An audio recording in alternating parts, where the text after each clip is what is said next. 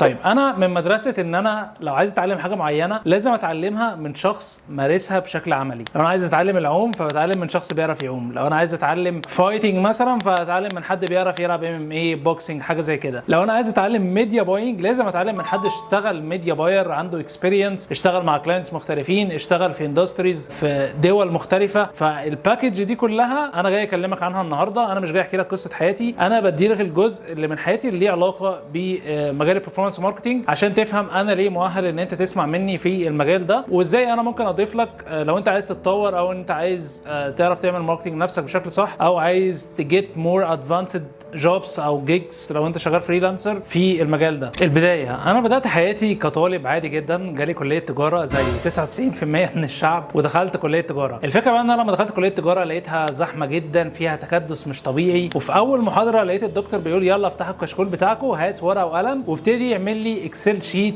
في الكشكول. طبعا انا سمعت الكلمه من هنا او الكلمه اللي اتقالت دي من هنا وخلاص قررت ان ده اخر يوم ليا في الجامعه ومش هحضر تاني ولا محاضره. اجين لا انا جاي لك لا فركنت الكليه خالص على جنب وابتديت ان انا اشوف اي شغل. ساعتها طبعا ما كانش عندي اي سكيلز ولا عندي اكسبيرينس في اي حاجه، فكنت اشتغلت في حاجات مختلفه. اشتغلت تباع على تريلا، كنت بسافر حتت زي العينات اللي هي قريبه من ليبيا، كان بيني وبين ليبيا تقريبا 2 كيلو. اشتغلت في مطاعم ويتر وبعمل اطباق وكده، واشتغلت في النهايه برضو كعامل بنا. يعني هتلاقوا في صور كده الحاجات دي، لو لقيت حاجه منهم هحطها لكم هنا على السكرين. بس الفكره ان انا ابتديت اخبط في مجالات متعدده، وبعدين بعد ما سبت خلاص كليه التجاره اللي انا كنت موجود فيها وقررت ان انا خلاص بقى انا هحول من الجامعه الوحشه دي واشوف جامعه تانية اكون قادر ان انا ابني فيها مستقبل لو انا خدت منها شهاده حلوه. فقمت رايح على جامعه عين شمس، وكان مفتوح لي كليات محدوده، كليه مثلا زي اداب، حقوق. جوه اداب بقى في اقسام زي علم اجتماعي، يعني كلها كده حاجات ما كانش ليها لازمه في الاخر يعني. فانا كان الاختيار بتاعي متمركز حوالين انا عايز اختار حاجه مش بتاخد مني وقت، اقدر الم مثلا لو في امتحان او كده الم الامتحان ده كله مثلا في ليله ليلتين وخلاص لو انا بمتحن، عشان افضي وقت للسكيل اللي انا هتعلمها او حاجه ادخل منها فلوس. فدخلت اداب علم اجتماعي وابتديت بقى الكارير بتاعي. طبعا انا كنت اشتغلت شويه في كعامل والحاجات اللي هي بتاعت عتاله دي من الاخر، ولقيتها مش جايبه همها. طيب انا عايز اطور نفسي بحيث ان انا اكسب فلوس اكتر، فكان اقرب حاجه بالنسبه لي ان انا اشتغل كول سنتر. طب كول سنتر عربي برضو يعتبر نفس شغل العتاله وبفلوس يعتبر اقل تقريبا. ففكرت ان انا ممكن اتعلم انجليزي واشتغل في اكونت انجلش، وبالفعل ده اللي انا عملته. ابتديت ان انا اتعلم انجلش سيلف ستادي لان انا ما كانش معايا فلوس نهائي. في فيديو على اليوتيوب الشانل بتاعتي بيحكي التجربه دي يعني باستفاضه اكتر. اتعلمت انجليزي سيلف ستادي وابتديت ان انا اشتغل كول سنتر في اكونت انجلش في بنك امريكي في اليو اس. بعدها بشويه تمام اشتغلت وبيجي لي فلوس كويسه وكل حاجه، بس مع الوقت حسيت ان انا يعني باخد فلوس على وقتي ولا انا بتعلم سكيل جديده ولا اي حاجه. يعني لما مثلا لو انا فضلت شغال في الكول سنتر دي 5 سنين وسبتها ورجعت تاني هرجع ايجنت في نفس البوزيشن بتاعي لابس السماعه يعني لو شفتي 8 ساعات فانا بقعد 4 6 ساعات بتشتم من الكاستمرز.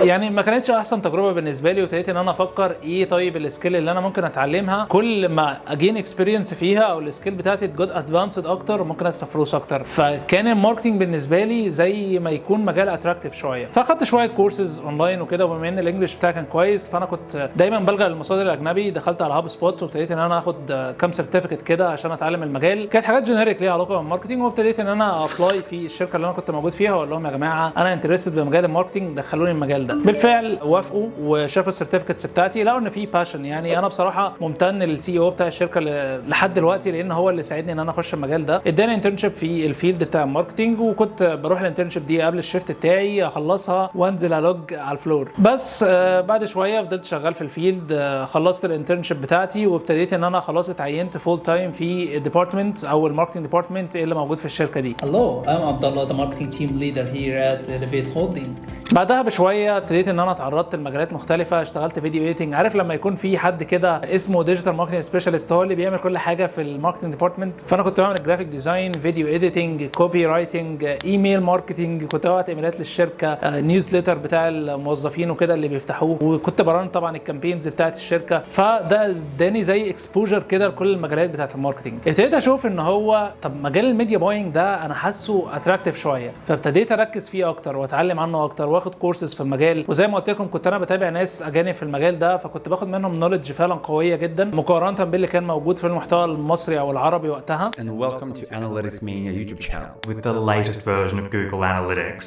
I'm going to quickly explain what the pixel actually is and what it does.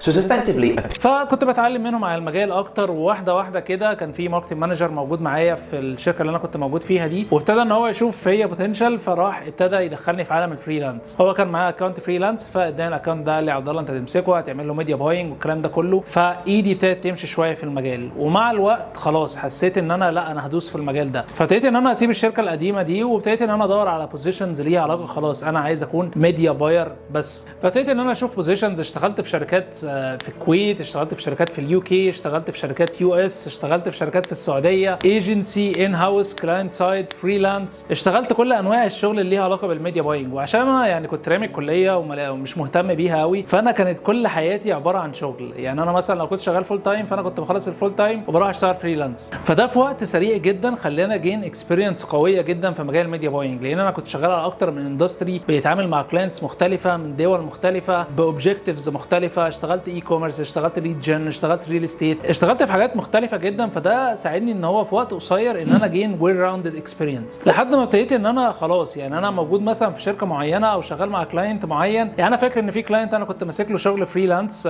شركه سياحه، وكنت انا اللي بران الادز بتاعتهم. فكان في كومبيتيتور للكلاينت ده كلمه وقال له انا عايز اللي ماسك لك الميديا باينج هو اللي يجي يمسك لي الميديا باينج عندي. ادى الكومبيتيتور ده الرقم بتاعي وابتدى ان هو يتواصل معايا. يعني لونج ستوري شورت، كان بيجي لي ريكومنديشنز كتيره من غير ما انا اصلا ادور على شغل ليه علاقه بالميديا باينج. لو انا موجود في شركه الاقي اتش ار مثلا هو اللي بيكلمني، يا عبد الله احنا شفنا الاكسبيرينس بتاعتك، وود يو لايك تو جوين الشركه بتاعتنا، احنا ممكن نوفر كذا كذا كذا. فانا في بدايه الكارير بتاعي ليتس سي مثلا اول سنه ولا حاجه، سنه ونص، كنت بدور على شغل وكل حاجه. بس بعد كده يعني ليتس سي مثلا من اول السنه الثانيه انا خلاص يعني ما بقيتش ريتش اوت لاي كلاينتس، ما بقيتش ابلاي على اي جوب، بقى بيجي لي اوفرز وانا بختار منهم. وبعدها بفتره طبعا نمبر اوف اكونتس اللي معايا زادت، فابتديت ان انا اعمل كيان كده اسمه فيكتورياس ماتريكس، دي شركه انا اسستها، وابتديت ان انا يعني بجيب ناس تشيل معايا الشغل فريلانس ده. بعدها بفتره حسيت ان انا يعني عندي ممكن يكون في شويه اكسبيرينس ممكن اعرضها للناس في اليوتيوب تشانل، فابتديت ان انا اعمل كونتنت. اتكلمت عن القصه بتاعت ان انا اتعلمت انجليزي،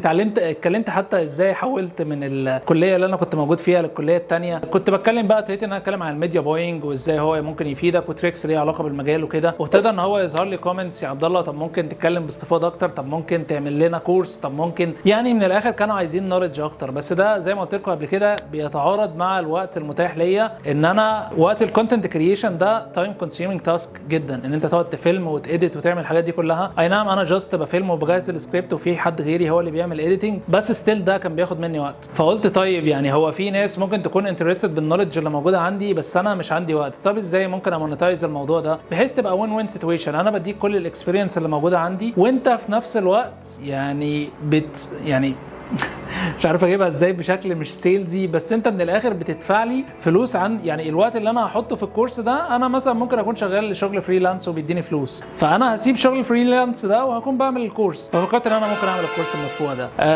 انا متحمس جدا للكورس يا جماعه. انا بصراحه ده اول مره يعني اول كورس اعمله في حياتي. مجال الكورسات ده اصلا مش مجالي، انا حد بتاع ميديا باينج بقالي اكتر من 3 سنين شغال في الميديا باينج. متحمس جدا ان انا احط كل النوليدج اللي انا اتعلمتها دي. انا مش بزعم ان هي اكبر نوليدج في العالم، بس بشوف ان احنا عندنا حتى في السوق المصري في ناس كتيره بتستراجل في ان هي تلاقي شغل بيدي مرتب كويس وكده. فانا واثق مليون في المية الاكسبيرينس اللي انا هنقلها لك دي لو انت فعلا طبقتها صح، لو انت اتعلمت منها، لو انت خدت التاكتكس اللي انا هقول لك عليها في الكونتنت اللي موجود في البروجرام ده وطبقتها، انت حياتك كلها ممكن تتنقل في مكان تاني. فهي دي الحته اللي مدياني باشن كده، ان انا ما بخلش باي معلومه انا اتعلمتها او اي استراتيجي انا عارفها او اي تريكس تيبس، حاجات كلها هتلاقيها موجوده في الكورس ده. فانا متحمس جدا ومستنيكم ان انتوا تكملوا باقي الكورس. بيست اوف لك.